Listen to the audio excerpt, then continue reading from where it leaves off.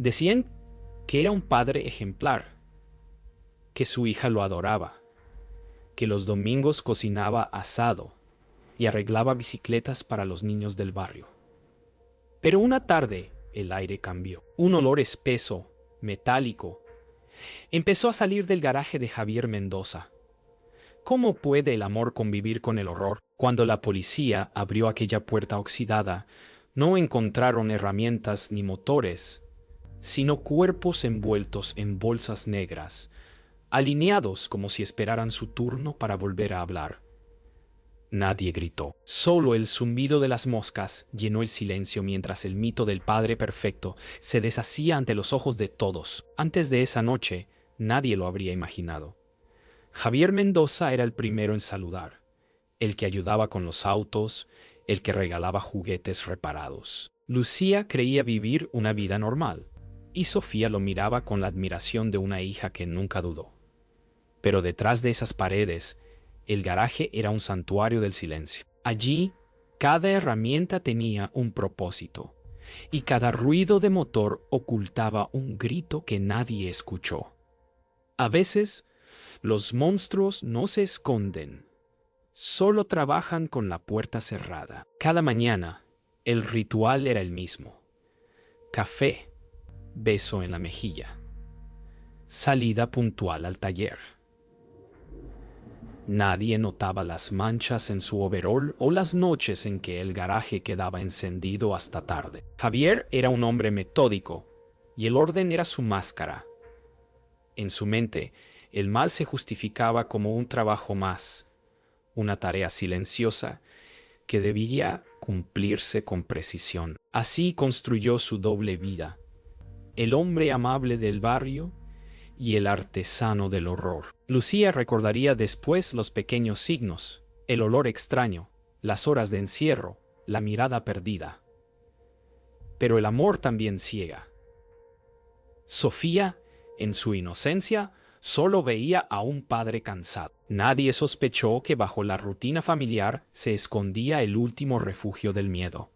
A veces, los secretos no se protegen del mundo, se protegen de quienes más amamos. Esa tarde fue la última vez que el barrio vio a Javier como un hombre libre. El olor fue la primera grieta en la mentira. Cuando el inspector Vega tocó su puerta, todo se detuvo. Las risas, las conversaciones, la vida cotidiana se congelaron bajo la certeza de que la verdad siempre encuentra su camino, aunque llegue con olor a muerte. Durante años, nadie miró demasiado. Javier Mendoza era confiable, predecible, invisible en su normalidad.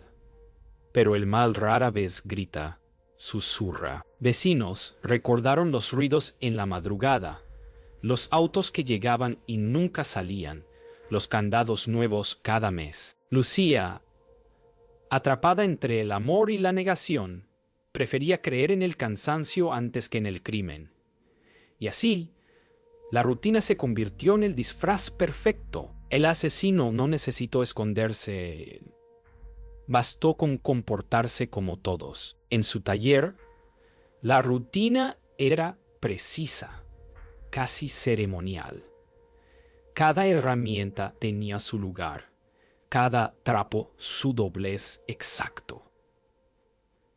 Lo que parecía obsesión por el orden era en realidad una necesidad de control. Allí, Javier se convertía en alguien más. Frío, calculador, metódico, nadie lo veía así. Nadie debía serlo. Mientras el mundo dormía, él trabajaba en su obra más macabra, convencido de que podía mantener ambas vidas intactas. El inspector Vega comenzó a revisar archivos antiguos. Desapariciones, denuncias sin resolver, patrones de fechas que coincidían con los viajes de Javier. Cada pista era una grieta más en la máscara del buen vecino. A medida que las piezas encajaban, la imagen del padre ejemplar se derrumbaba, y en su lugar emergía una mente que planificaba la muerte con precisión mecánica. No era furia ni venganza. Era método. Lucía recordaba las noches en que Javier bajaba al garaje sin razón. Decía que tenía trabajo pendiente. Ella lo escuchaba moverse, abrir cajas, arrastrar algo pesado, pero el miedo puede ser un silencio elegido. En su interior, algo le decía que no debía mirar. A veces, la negación es la forma más triste de sobrevivir. Sofía empezó a notar lo que nadie quiso ver. La forma en que su padre la observaba en silencio, las manchas oscuras en su ropa, el olor extraño que nunca se iba. A los 14 años aún creía que su familia era normal.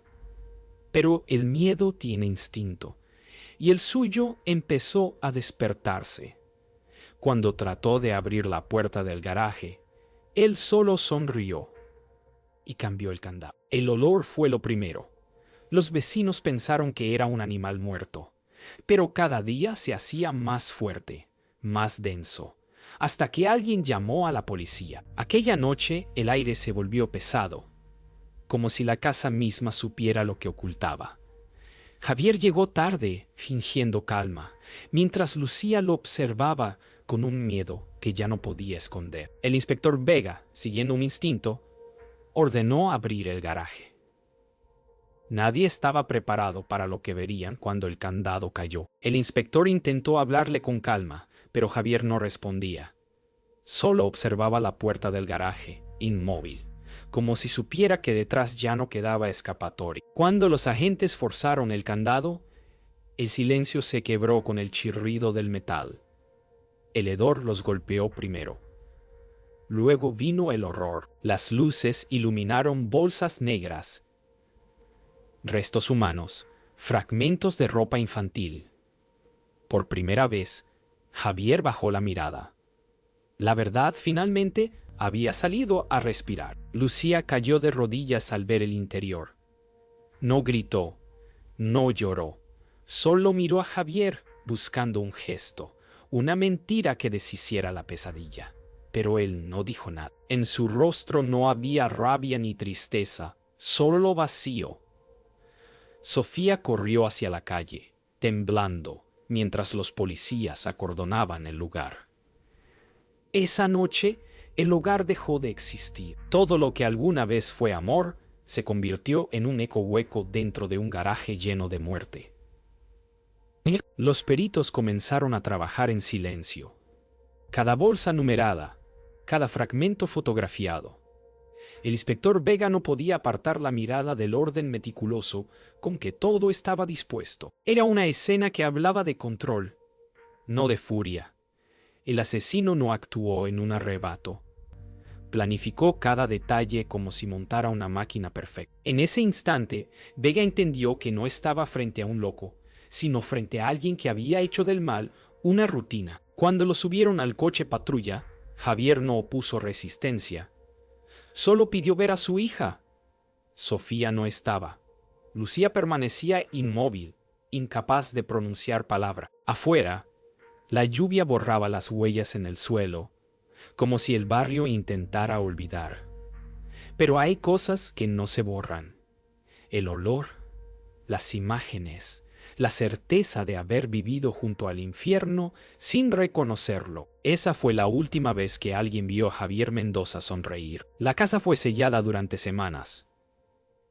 El equipo forense trabajó sin descanso, desmontando cada rincón del garaje, cada pared, cada grieta del suelo. Los restos hallados correspondían a 6 víctimas diferentes. Ninguna había sido reportada en la ciudad. El inspector Vega comprendió que Javier elegía a quienes nadie buscaría. No era el impulso de un asesino descontrolado. Era la calma de quien selecciona, planifica y repite. Cada cuerpo, una firma. Cada silencio, una confesión. El doctor Ramírez describió a Javier como un mecánico del control. No mataba por placer ni venganza. Mataba por orden. Su mente funcionaba como una máquina precisa, incapaz de tolerar el desorden emocional. Cada crimen era una manera de restaurar equilibrio, de limpiar el caos del mundo que lo rodeaba. La frialdad con que hablaba, los detalles que recordaba, no eran señales de locura, sino de lucidez. Mientras los psicólogos intentaban entenderlo, Vega buscaba una razón. Recorrió talleres, estaciones, registros antiguos. Descubrió que las primeras desapariciones coincidían con los años en que Javier perdió a su madre. La muerte fue el punto de quiebre. El momento en que su mente comenzó a reemplazar la pérdida con la creación del control absoluto. Cada víctima representaba un intento de reconstruir lo que la vida le había quitado, pero su reconstrucción solo podía hacerse destruyendo. Las autopsias revelaron patrones precisos: incisiones limpias, ausencia de violencia impulsiva, un método repetido con exactitud quirúrgica. Cada víctima había sido privada de vida con la misma herramienta. Vega lo llamó su firma de taller. Para Javier, la muerte era solo otra reparación. No había odio, solo procedimiento. Y en esa lógica fría, la línea entre humano y máquina se borraba. Cuando Vega presentó el informe final, no hubo alivio, solo silencio. En su interior entendió que algunos crímenes no buscan explicación, sino permanencia. Javier Mendoza había construido su monstruo con la precisión de un artesano, escondiéndolo detrás de una sonrisa. El caso se cerró oficialmente, pero el eco del garaje siguió vivo en cada investigador que lo pisó. El mal, concluyó Vega, no siempre nace del odio. A veces nace del orden. Ningún monstruo nace completo. El mal a veces empieza como una caricia que nunca llega, como un amor que se pudre en silencio. En los archivos de su infancia, el doctor Ramírez encontró el primer eco del vacío. Un niño que pasaba horas en silencio, observando a su madre reparar radios viejas. Después de su muerte, Javier dejó de hablar durante meses. Desde entonces, su vida fue un intento de restaurar lo que perdió, pero con herramientas que solo podían destruir. La muerte de su madre fue abrupta, una enfermedad que nadie supo explicar. A los 9 años, Javier la encontró sin vida junto a la mesa de trabajo. Desde ese día, el sonido de los motores se volvió su refugio. Pasaba horas en talleres, oliendo la grasa, tocando el metal, como si en cada tornillo buscara recomponer su recuerdo. Los demás niños jugaban. Él aprendía a armar y desarmar el silencio. Con el tiempo, aquel niño se convirtió en aprendiz de mecánico. Nadie le preguntó mucho, y él nunca ofreció respuestas. Era callado, eficiente, invisible. Cada pieza que reparaba era un intento de devolver la vida, pero también de dominarla. Aprendió que el metal obedecía, que la carne no. El control se volvió su fe, y la perfección, su única redención. Sin amor, sin guía, su mente reemplazó el afecto por estructura, y el error por muerte. El doctor Ramírez concluyó que Javier no mataba por placer, sino por reconstrucción. Cada víctima representaba una versión fallida de su madre. Mujeres solas, invisibles, abandonadas. Intentaba reparar lo que el tiempo rompió, pero su herramienta era la muerte. En cada cuerpo buscaba una cura imposible. Y cuando terminaba, el silencio regresaba, el mismo silencio que empezó en aquella cocina hace 40 años. A veces, entender al monstruo no sirve para perdonarlo, sino para recordar que pudo haber sido cualquiera. Javier Mendoza no nació asesino. Lo moldearon la soledad, la pérdida y el silencio de quienes nunca preguntaron. En su mente, la reparación del daño se convirtió en destrucción. Y aunque la justicia cerró su caso, la historia de su infancia sigue viva, repitiéndose en otros hogares, donde el dolor se disfraza de calma, esperando su próxima grieta. El juicio comenzó 9 meses después del hallazgo. Las cámaras llenaban la sala, los periodistas buscaban un gesto, una grieta, algo que revelara humanidad. Javier Mendoza entró esposado, tranquilo, sin mirar a nadie.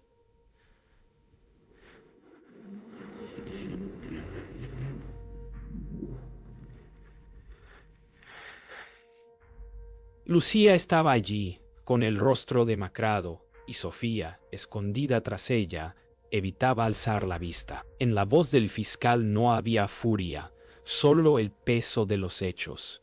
En los ojos de todos una sola pregunta flotaba. ¿Cómo puede el mal parecer tan común? El fiscal relató cada detalle. Las fechas, los objetos, los cuerpos. La sala escuchaba en silencio absoluto. Javier no reaccionó. Solo se movió cuando mencionaron el nombre de su hija. Por un instante, alzó la mirada hacia Sofía. No había lágrimas ni arrepentimiento, solo un destello fugaz de lo que alguna vez fue amor. En ese breve gesto, todos vieron al hombre detrás del monstruo y comprendieron que ya no quedaba nada de él. El testimonio de Lucía fue breve, casi un susurro.